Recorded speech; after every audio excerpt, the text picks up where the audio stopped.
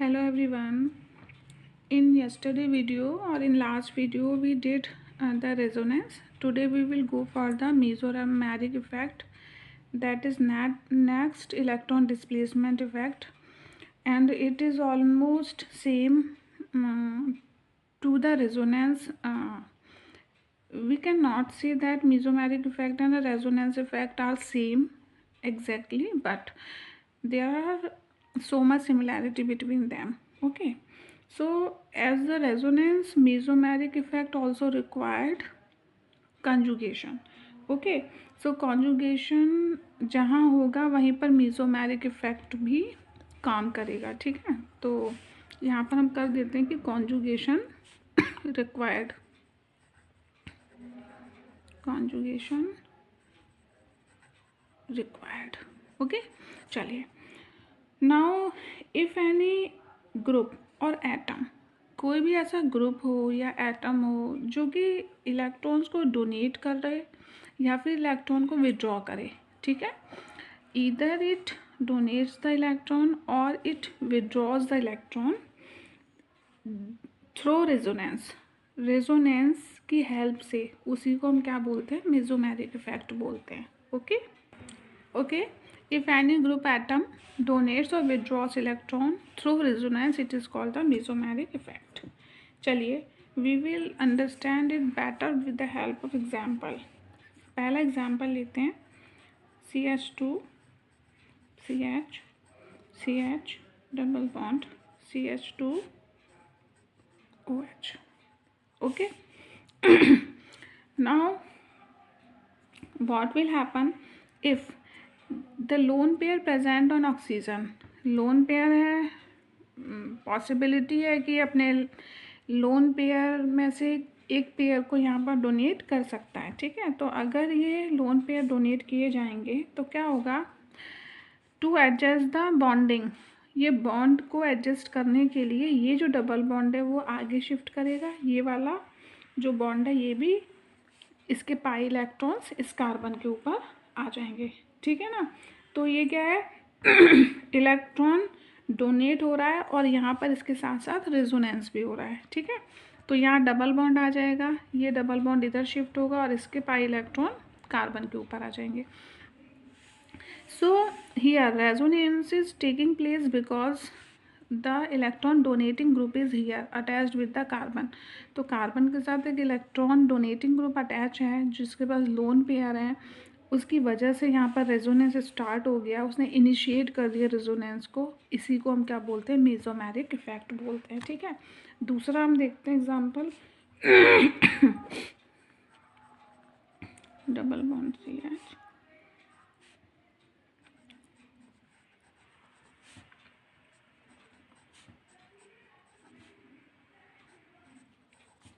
Okay. Now this nitro group is attached here. ठीक है, nitro group attached है. अब यहाँ पर अगर ये ऑक्सीजन ज़्यादा इलेक्ट्रोनेगेटिव होने की वजह से इस पाई इलेक्ट्रॉन्स को अपनी तरफ अट्रैक्ट करे, ठीक है, इस तरीके से अगर ये अट्रैक्ट करेगा तो व्हाट विल हैपन, इधर से भी इलेक्ट्रॉन की शिफ्टिंग स्टार्ट हो जाएगी. तो ये डबल बॉन्ड के पाई इलेक्ट्रॉन इधर शिफ्ट करेंगे और इसके इलेक्ट्रॉन्स इधर की तरफ शिफ्ट करेंगे. तो यहाँ पर इलेक्ट्रॉन विड्रॉइंग ग्रुप होने की वजह से रेजोनेंस इनिशिएट हुआ, स्टार्ट हुआ, इसलिए ये क्या है, मेसोमेरिक इफेक्ट है. ओके, नाउ सारे जो रेजोनेंस होते हैं वो मेसोमेरिक इफेक्ट को शो नहीं करते हैं, सिर्फ वही मेसोमेरिक इफेक्ट को शो करेंगे जहाँ पर ये स्पेशल ग्रुप लगे हों, अटैच हों, जो कि इलेक्ट्रॉन को डोनेट कर रहे हों या फिर इलेक्ट्रॉन को वहाँ से विड्रॉ कर रहे हों. ठीक है, अब ये वाला केस जहाँ पर इलेक्ट्रॉन्स को डोनेट किया गया, ठीक है, ये हो गया हमारा plus M effect, means plus mesomeric effect. और जहाँ पर विड्रॉ हो रहा है वो हो गया हमारा माइनस एम इफेक्ट. ठीक है, जैसे इंडक्टिव इफेक्ट भी यही होता था कि जो इलेक्ट्रॉन को डोनेट करते थे वो प्लस आई इफेक्ट शो करते थे और विड्रॉ करने वाले ग्रुप जो थे वो माइनस आई इफेक्ट शो करते थे. सेम यहाँ भी मेसोमेरिक इफेक्ट में भी इसी यही होता है. ठीक है, चलिए अब हम देखते हैं. सपोज हमारे पास ये रिंग है. ओके, यहाँ पर हमारा ये एक्स ग्रुप लगा हुआ है, अटैच है इसके साथ, और इसके पास लोन पेयर है। लोन पेयर है, जाहिर सी बात है ये इलेक्ट्रॉन को डोनेट करेगा। इलेक्ट्रॉन को डोनेट करेगा, इसका मतलब ये कौन सा इफेक्ट को शो करेगा, ये प्लस एम इफेक्ट शो करेगा। ठीक है, इलेक्ट्रॉन यहाँ आएंगे, डबल बॉन्ड हो जाएगा। डबल बॉन्ड होने की वजह से ये जो पाई इलेक्ट्रॉन है वो आगे शिफ्ट करेंगे। ठीक है ना, तो इसी तरह यहाँ पर रेजोनेंस स्टार्ट हो जाएगा और ये प्लस एम इफेक्ट हो गया कर रहा है, शो कर। Now see the negative mesomeric effect in case of electron withdrawing group. Okay, चलिए यहाँ पे इलेक्ट्रॉन विड्रॉइंग ग्रुप है, ये ऑक्सीजन मोर इलेक्ट्रोनेगेटिव है नाइट्रोजन से, it will attract the electron of pi bond towards it, तो ये इलेक्ट्रॉन इधर शिफ्ट करेंगे। देन व्हाट विल हैपन कि इधर शिफ्ट होते ही क्या होगा, resonance will start and these pi bonded electron will shift here. ठीक है, then resonating structure will be what, क्या होगा हमारा resonating structure, now double bond N O. अब इसने पाई बॉन्ड के इलेक्ट्रॉन को अपनी तरफ अट्रैक्ट किया है तो ये नेगेटिव चार्ज होगा और ये ओ इसी तरह अटैच रहेगा इसके साथ। यहाँ पर इलेक्ट्रॉन, पाई बॉन्ड इलेक्ट्रॉन यहाँ से शिफ्ट किए हैं तो यहाँ पॉजिटिव चार्ज आएगा और ये दोनों बॉन्ड एज इट इज़ रहेंगे। ठीक है, नेक्स्ट देखते हैं। नाउ देखिए ये कॉन्जुगेशन क्या हुआ हमारा, पाई सिग्मा पॉजिटिव। ठीक है, पाई सिग्मा पॉजिटिव वाला। अब ये बॉन्ड अगर इधर शिफ्ट करेगा देन व्हाट विल हैपन, 1 1 2 3, तो ये 1 और 3 पोजीशन इंटरचेंज होंगी। तो अब जो हमारा अपर स्ट्रक्चर है सेम हमें ऐसे ही रखना है अभी, ओ विद नेगेटिव चार्ज। ठीक है, डबल बॉन्ड। अब ये डबल बॉन्ड इधर आया और यहाँ से बॉन्ड के इलेक्ट्रॉन ने शिफ्ट किया तो यहाँ पर पॉजिटिव चार्ज और ये बॉन्ड एज इट इज़ रहेगा। ठीक है, नेक्स्ट जो हमारा रेजोनेंस होगा देन व्हाट विल हैपन, फिर देखिए कॉन्जुगेशन, पाई सिग्मा पॉजिटिव, ये बॉन्ड के इलेक्ट्रॉन इधर शिफ्ट करेंगे, देन 1 2 3 से ये प्लस चार्ज इधर शिफ्ट करेगा। ठीक है, now C double bond N O, negative charge O. ठीक है, अब क्या हुआ कि ये इधर शिफ्ट किया तो ये पॉजिटिव चार्ज यहाँ पर, ये बॉन्ड इधर और ये एज इट इज़ यहीं रहेगा। और जो लास्ट स्ट्रक्चर बनेगा हमारा इस स्ट्रक्चर को हमें ऐसे ही रखना है। ओके, अब क्या होगा, देखिए पाई सिग्मा पॉजिटिव। ठीक है, पाई सिग्मा पॉजिटिव के हिसाब से ये जो हमारे पाई इलेक्ट्रॉन्स हैं यहाँ पॉजिटिव चार्ज है डेफिशिएंसी इलेक्ट्रॉन्स की, इधर शिफ्ट करेंगे। ठीक है, और यहाँ शिफ्ट करेंगे तो हमारे ये जो नेगेटिव चार्ज जो ऑक्सीजन लेकर गया था इलेक्ट्रॉन वो वापस से अपनी पोजीशन पर आएंगे। तो अब क्या हो जाएगा, हमारा जो नेक्स्ट स्ट्रक्चर बनेगा, तो ये हमारा लास्ट स्ट्रक्चर बनने वाला है, इसको हम इधर बना देते हैं। ठीक है, देखिए क्योंकि सारे बॉन्डिंग ही चेंज हो गई अब तो इस तरह से आ गई, और यहाँ वही सिंगल बॉन्ड से ये डबल बॉन्ड से ओ और ये तो ये हमारा देखिए यहाँ जो बॉन्ड थे उसके अपोजिटली यहाँ, तो ये रेजोनेंस यहाँ पर हमारा ख़त्म होता है। तो this is negative mesomeric effect जिसमें इलेक्ट्रॉन विड्रॉइंग ग्रुप की वजह से ये रेजोनेंस स्टार्ट हुआ। ठीक है, now one thing should be noted, अगर किसी ऑर्गेनिक कंपाउंड में mesomeric effect and inductive effect, ठीक है, दोनों काम कर रहे हो एक साथ, देन उस केस में जो हमारा मेसोमेरिक इफेक्ट है वो डोमिनेट करता है इंडक्टिव इफेक्ट को। ठीक है, तो हमें नोट करना है कि हमारा जो मेसोमेरिक इफेक्ट है जिसमें इलेक्ट्रॉन डोनेट होंगे, ठीक है, प्लस एम इफेक्ट, तो वो क्या करता है, dominates over minus I effect. ठीक है, माइनस आई इफेक्ट के ऊपर वो डोमिनेट करता है। एग्जाम्पल लेते हैं, देखिए suppose we are having example. ठीक है, now what will happen in this compound, mesomeric effect plus m, क्योंकि ये लोन पेयर है, इधर इसको ये ट्रांसफ़र करेगा बेंजीन रिंग को, रेजोनेंस स्टार्ट हो जाएगा, तो डोनेट करने वाला ग्रुप अटैच है, तो यहाँ पे क्या है +M। दूसरा, oxygen is more electronegative than carbon, so it will attract the electron towards it from carbon. तो यहाँ पर कौन सा इफेक्ट काम कर रहा है, -I भी काम कर रहा है। लेकिन इस केस में जब ये दोनों इफेक्ट साथ साथ काम करते हैं तब हमारा जो +M होता है वो डोमिनेट करता है किसको, I को।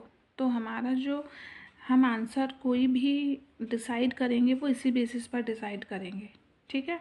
अब यहाँ पर एक एक्सेप्शन भी है। एक्सेप्शन ये है कि हैलोजन के केस में, क्योंकि हैलोजन जो होते हैं वो बहुत ज़्यादा इलेक्ट्रोनेगेटिव एटम्स होते हैं, तो उस केस में सिर्फ -I इफेक्ट डोमिनेट करता है, बाकी उसके अलावा जो भी केस होगा उसमें मेसोमेरिक इफेक्ट जो है पॉजिटिव वही डोमिनेट करेगा, ठीक है।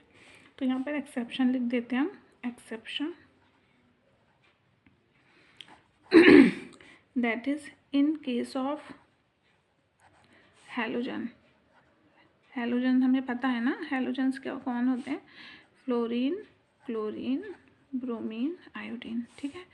In case of halogen -I effect, minus जो इंडक्टिव इफेक्ट है वो डोमिनेट करेगा किसको, मेसोमेरिक को, सिर्फ इसी केस में, ठीक है। किसके केस में, हैलोजन के केस में। और बाकी सबके लिए अगर ये दोनों इफेक्ट काम कर रहे हैं तो हम मेसोमेरिक इफेक्ट को ही प्रेफरेंस देंगे, ओके। अब मैंने जो आपको ये कंसेप्ट बताया है, ये नोट जो लिखाया है, ठीक है, इसको अप्लाई कैसे करोगे आप ये देख लीजिए। सपोज ये आपको एक क्वेश्चन मिले, कंपाउंड है ABCD, ठीक है, और अगर इसमें ये पूछा जाए कि आप ऑर्डर में इसको अरेंज करिए इंक्रीजिंग इलेक्ट्रॉन डेंसिटी, ठीक है, arrange in order of increasing electron density, ठीक है। चलिए पहला वाला देखिए, पहले इफेक्ट देखिए। यहाँ पर ऑक्सीजन के पास लोन पेयर होगा, ठीक है, तो +M इफेक्ट होगा बिकॉज वो रेजोनेंस स्टार्ट करा देगा।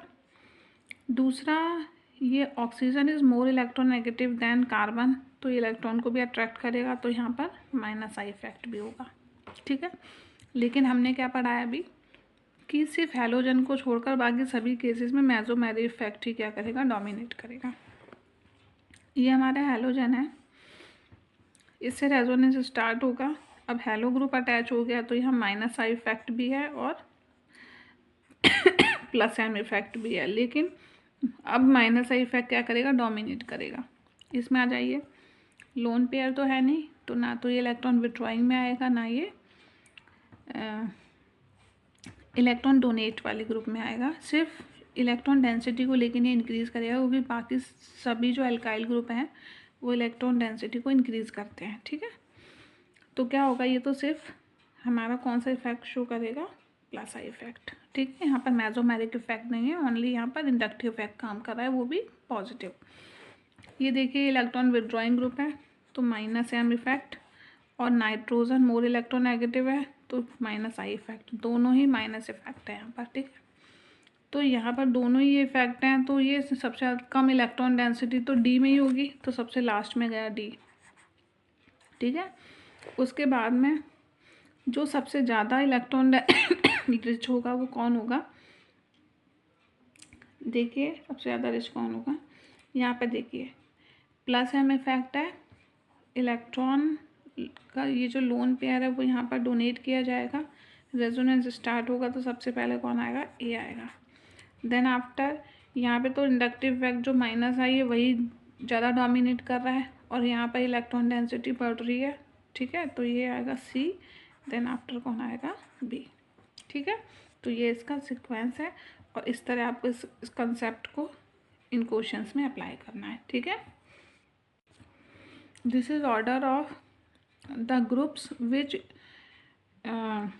Induce -I effect, -M sorry, mesomeric effect negative जो इंड्यूस करते हैं कंपाउंड्स में, वो सीक्वेंस है, ठीक है। सबसे ज़्यादा ये वाला group, then this this this this this, ये सीक्वेंस को आप लर्न कर लीजिए, हेल्प होगी आपको आगे भी इससे, ठीक है। Now see, after mesomeric effect we will go for the hyperconjugation. In today's video we will only take the introduction of it, then after in next video we will go for the detail, okay.